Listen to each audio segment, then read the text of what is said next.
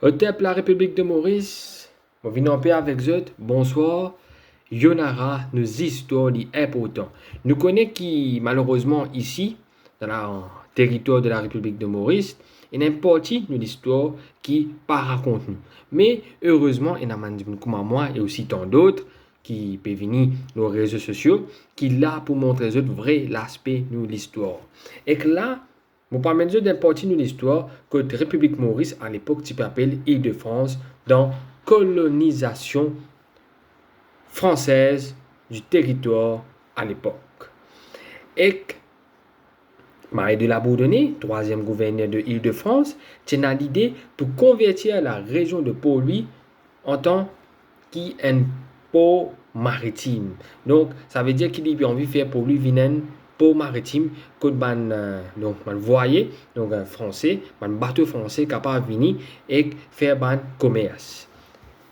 Et qu'il fait pour ça, d'une besoin en Afrique. Parce qu'en Afrique, un colon infini là-bas, c'est une imposé, c'est une mat beaucoup de peuples pour qui je devienne un ban peuple soumis. Mais la plupart tirent révoltés comme un colon, mais la plupart malheureusement finissent sous l'emprise.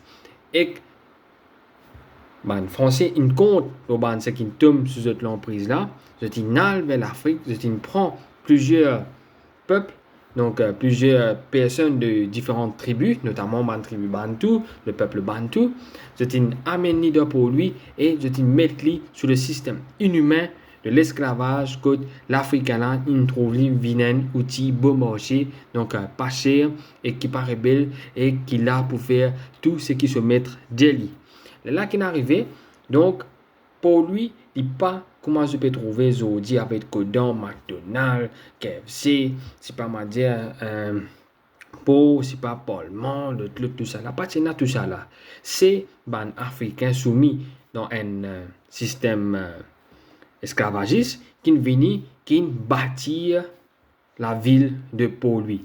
Government House, ban détruit l'hôpital, ban ship donc ban affaires qui ban canot qui amène ban bateau et aussi donc ban l'hôpital, la citadelle, Lime Barracks et donc hôtel gouvernement, tout ça là in construire par ban et aussi pas oublier ban cathédrale in construire par ban natifs africains, donc par ban africains, ban peuple bantou et aussi d'autres tribus qui viennent et qui donnent je dépend sous la pluie.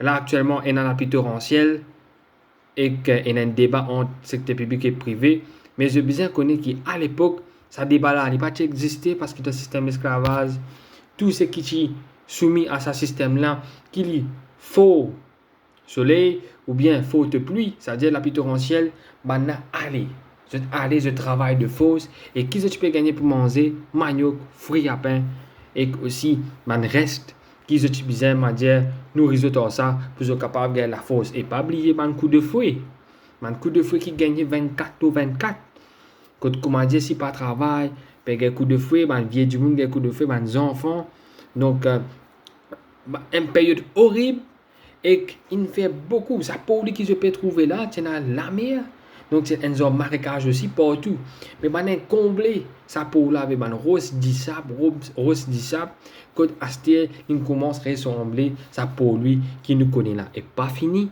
il y a aussi Champ de Mars qui finit construire par ban natif africain connaît un peu cette histoire ben il fait presque tout pour la ville de Port-Louis. Et bien après aussi, bien sûr, donc après la période esclavagiste, man immigrant invini et in apporte de contribution. Donc là, c'est un fait, ne pas capable de dire non. Mais les bâtisseurs originels restent les Africains. Les Africains qui font man bâtisseur originel c'est man africain et qui fait nous capable affirmer ça parce que man français je tiens dans une colonie dans l'Afrique, je tiens à conquérir l'Afrique et je suis trouvé le plus beau marché pour une grande partie peuplement et d'ailleurs population noire donc population africaine qui très haut avant qu'il y ait une immigration indienne. Ça veut dire que le marché du travail Donc, le marché, en fait, pas le marché du travail, mais plutôt le marché du main-d'œuvre, donc le quota de main-d'œuvre, était hautement composé de quoi? Ben, d'Africains. Et que ça man africain là, donc je te donne tout. Je dis ça, je te l'assure pour construire la ville de Port-Louis, parce que la ville de Port-Louis, Maïbou et toutes les autres régions à travers l'Île-de-France, aujourd'hui, après l'indépendance, connue comme la République de Maurice. Et bien sûr, nous trouvons que la ville de Port-Louis finalement finit un succès, et c'est grâce à ça la ville là qui l'essor donc de la colonisation française ici. Donc, dans l'île de France, il prend lieu et ils étaient capables de faire beaucoup de commerce. Et que Maurice lui-même, une haute personnalité française qui est venue grâce à travail acharné de sa bâtisseur originel là qui reste là, montagne la ville, que les Français sont capables de venir pour faire commerce et amène ce peuplement, donc cette population ici, dans l'île de France, pour augmenter mon activité humaine au territoire africain de la République de Maurice, donc de l'île de France à l'époque. Et ma personnalité comme Pierre Poivre, donc pour faire jardin, une bizarre, un natif africain aussi, donc jardin pamplemousse. Beaucoup d'affaires comment je trouvais, autour de Port-Louis, c'est un Africain qui me dit. Donc comment je t'allais, pas oublier, remercier les ancêtres et dire merci grâce à eux.